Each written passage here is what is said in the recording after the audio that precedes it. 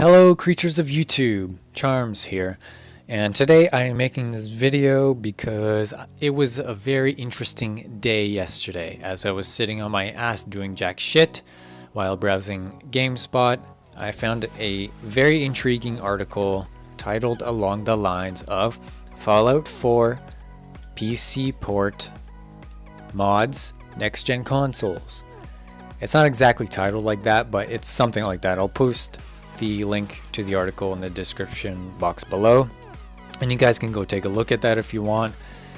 And it was an interview that occurred at E3 with Todd Howard, who is the game director of Bethesda, more specifically Fallout 4. And before I give off my own opinion and what I think about all of this, I just want to mention that the creation kit for all you PC users out there will or should be expecting its release in early 2016, or my guess would be maybe like mid-spring, maybe early spring, around there. I say would be a good time for it to release. And finally, start off with what I feel like I need to say about all this, all these shenanigans. The mods will be coming out to Xbox One first, and honestly that is no surprise because in the past Bethesda has partnered up with Microsoft and they have so done again this time. And I can understand why they would. I mean, Microsoft has specialized, for lack of better terms, in computers for much longer. I mean, like almost back to the age of the dinosaurs, you know? And GameSpot made like a bit of a snide remark mentioning like, so does that mean that PS4 will actually get the mods, or, you know, are they just going to ignore Sony, or not Sony, but PS4 users? And the game director Todd Howard had said that he has confirmed that they will eventually be released on PS4. However, the timetable is very fuzzy, and I quote that. That's what's quoted, and I'm doing air quotes with my fingers right now in the article. Speaking about the mods, the type of mods were not mentioned because it's still too soon to find out what kind we'll actually be able to use. But the ones that I would like to see, and that I think would end up being able to be ported over to next-gen consoles, are skins, alternate skins. So the looks of the weapons, armors, characters, enemies, maybe some items, and quests. That's something that I would love to have, you know, to have like modded quests. Those are always fun because, you know what, sometimes some of the modded quests out there are just better than the fucking game. Well, not the game, but the main story and stuff, you know? And there are some that are really well done.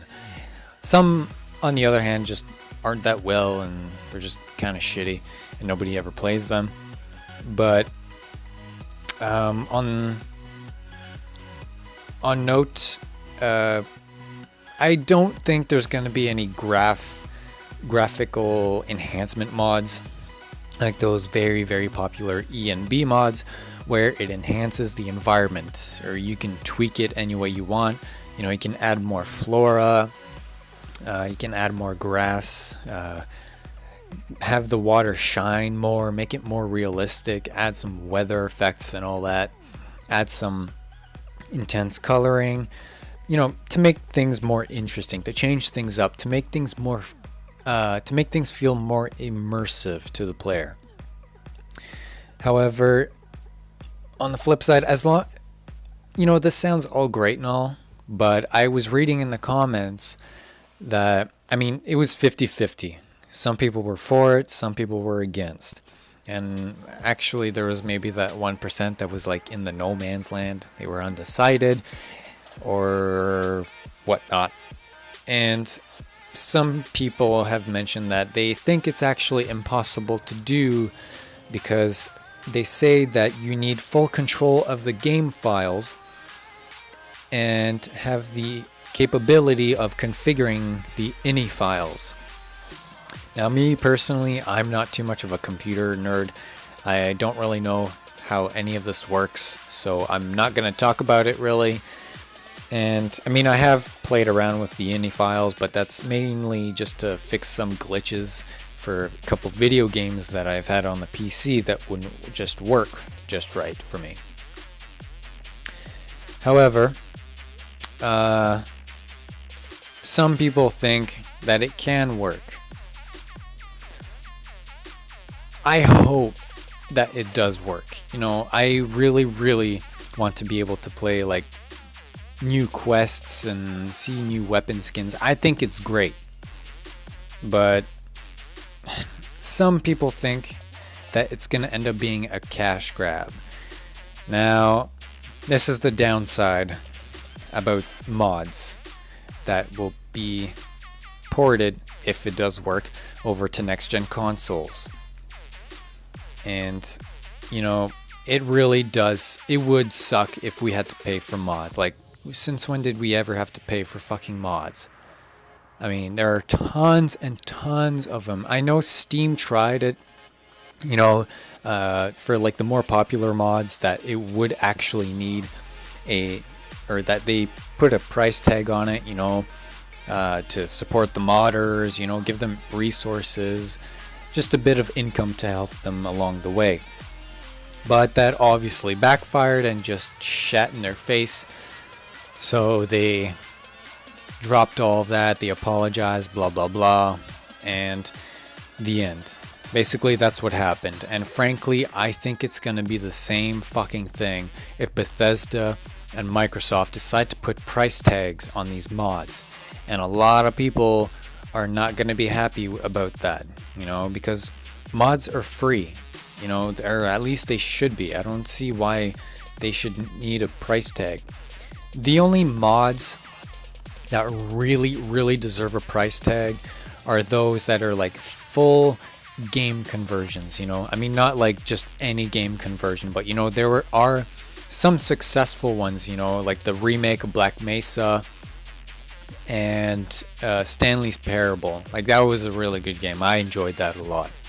Those are like the exceptions, because those were just absolutely outstanding games. Or not games, but mods of the original games. And apart from all that, I don't really know what else to say really, because there wasn't much else that was mentioned. So I'm like really stretching on what I think about all this.